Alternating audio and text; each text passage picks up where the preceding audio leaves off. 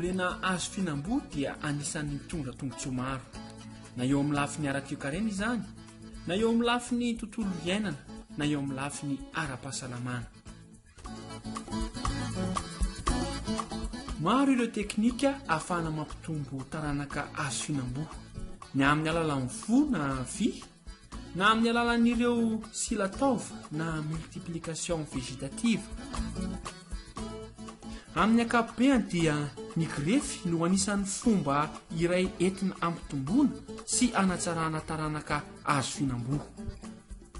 Maro ny antony mahatonga izany, toy ny voatazona ny karazany sy ny toetra tiana ho azo, malaky kokoa ny fahazoana vokatra, ny atsara ny vokatra, eo amin'ny habeny vo, ny habetsahany vokatra mety ho azo.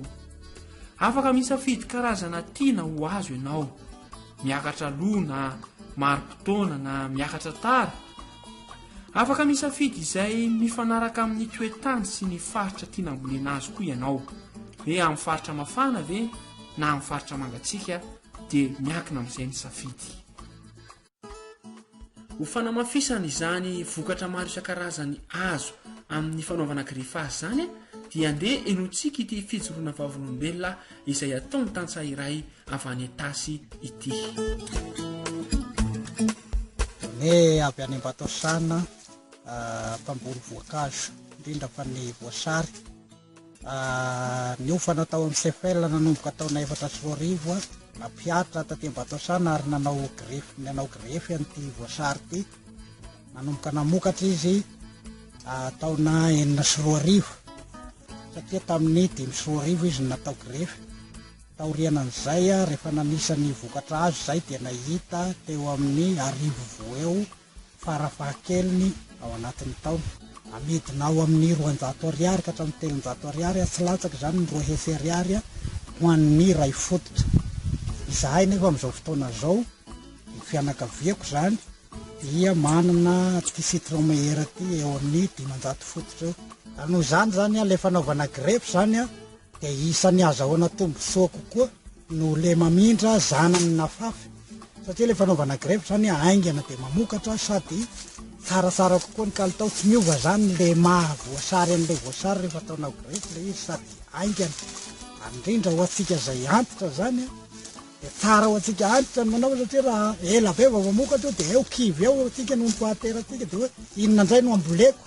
Tsara ty ahita ny vokatra nefa tsika mahita vokatra tsy manisa taona maro akory.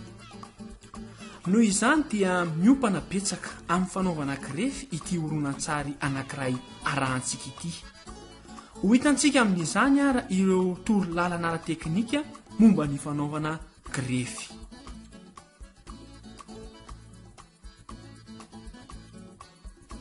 Raha dika amin'ny fehezanteny fohy ny grefy dia fampitambarana ny foto grefy izay mitondra sakafo na tanjaka, io ilay lazaina hoe porta grefy, sy ny zana grefy izay mitondra ny toetra sy ny karazana tiana ho azo na hoe greffon.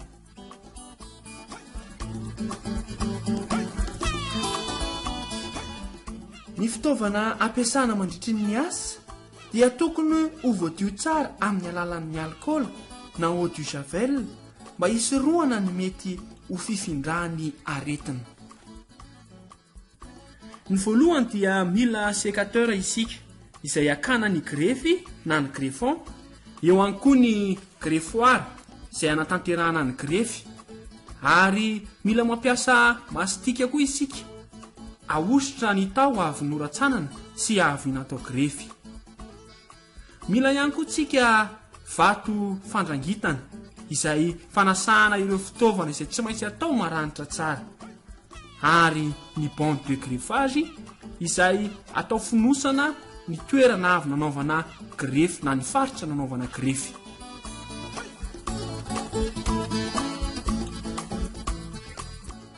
Andiary ho resantsika amin'izay ny teknika fanaovana grefy.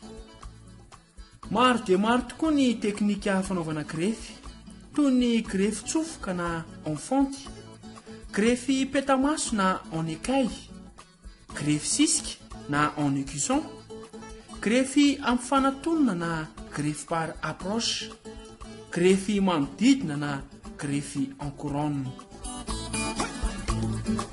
Ny greffage en fente sy en écusson no tena be mpampiasa. Noho izany dia ireo karazana greffage anankiroa ireo no andeha arahantsika amin'ity oronan-tsary ity.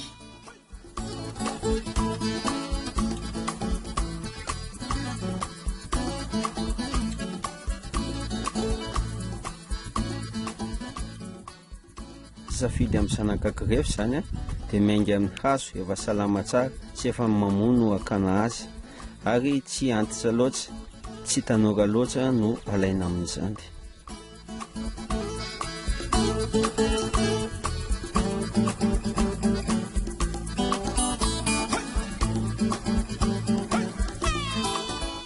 Rehefa avy nakilay zanaka grefy tamin'ilay paoma moa zany zao isika dia anao fampiarana avy hatrany ny teknika fanaovana grefy, ka ny grefy petamaso no ataontsika eto amin'ity planja grefy ity na porte grefy ity moa izany.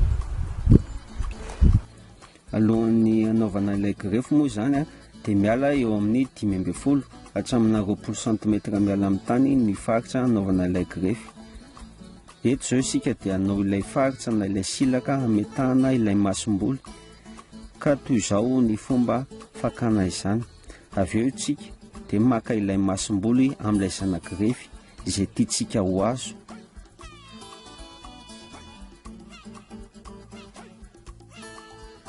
Eo amin'ny fametahana izany indray dia ezahana mba hiady tsara ilay lalan'ny tsirikazo na ilay cambion moa hoy ny teny vahiny mba ahafahana mamelona ilay masomboly. Ary avy eo dia ezahana fatorana amin'ilay pente de greffage na ilay karazana tady zany mba ahafahana miaro amina rivotra sy ny mety ho masoandro mba ahafahany miraikitra tsara sy mba hahavelona ilay masomboly.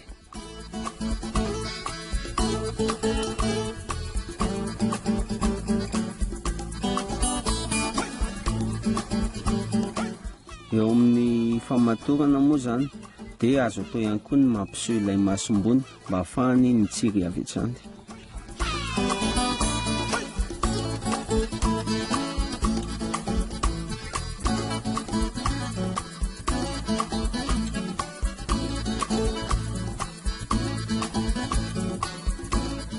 Afaka roapolo andro na iray volana aorian'ny asa fanaovana grefy dia tokony hanana tsiry mivoaka ohatr'izao isika.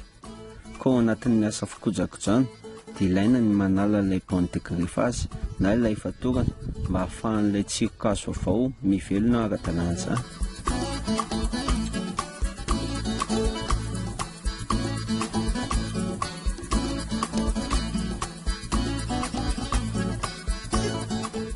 Eto indray moa zany dia ny grefy antsofoka na grefy en fente no ataontsika amin'ity planja grefy ity. Isafidy izay planja grefy ho an'ny grefy tsofoka izay tsika zany dia tokony hanana savahiro eo amin'ny 1 cm mihoatra no tsara ho safidiana. Araka ny efa voalaza teo moa izany dia tokony miala eo amin'ny 15 na 20 cm eo no anaovana ilay grefy. Araka izany dia tapahantsika ohatr'izay ilay planja grefy mba ahafahantsika manatsofoka ilay zana-grefy izay ho apetaka eo ambonin'ilay izy. Ezahana diovina tsara ny faritra izay nanaovana ilay fanjatrana ary avy eo dia silahana avy hatrany eo anivo raha ohatra ka somary kelikely ohatr'izao ny habean'ilay planja grefy. Eo amin'ilay safidin'ilay zanaka grefy moa zany dia tsara raha manana masony roa isika na 3 farafahabeany dia ezahantsika tapahana ilay izy mba ahafahantsika mahazo ilay zana-grefy mitondra ilay masony. Ireo zao ilay masony roa izay aseho amintsika antsara izao. Eo amin'ny fanatanterahana ilay grefy moa zany dia rehefa vitantsika ilay silaka natao tamin'ilay planja grefy dia ezahantsika ihany koa atao ilay soritra na ilay faritra atao amin'ilay zanaka grefy moa zany mba ahafahantsika manatsofoka azy ao anatin'ilay mpitondra grefy na ilay planja grefy izay nosilahantsika teo iny.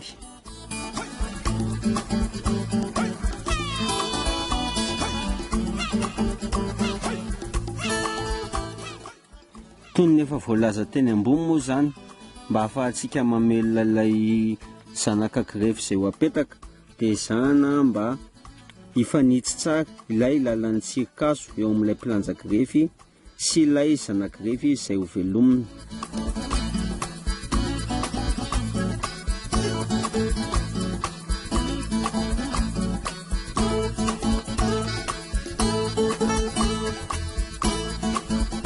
Aorin'ny fametahana ilay zana-grefy moa zany dia ilaina ny mametaka ilay sachet plastika na ilay rafia zany mba hampifanja ilay zanaka grefy sy ilay pilanja grefy amin'ny lalay eo ambony, ary koa mba hisoroana ny mety fahamainana amin'ny alalan'ny rivotra zany na ny masoandro ilay zana-grefy vao avy napetaka teo iny.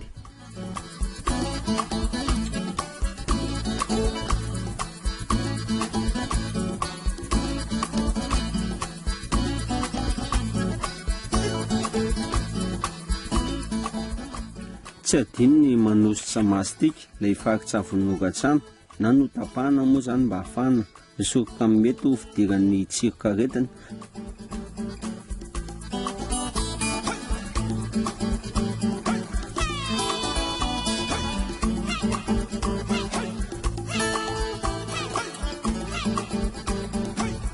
Afaka ray volana moa zany na roa volana dia tokony azo zanaka grefy izay mitsiry tsara sala amin'izao tsika mba ahafahantsika mahazo antoka. Izay nefany sy mampahomby ilay asa grefy izay natao dia reto ny fepetra tokony atao: fanesorana ny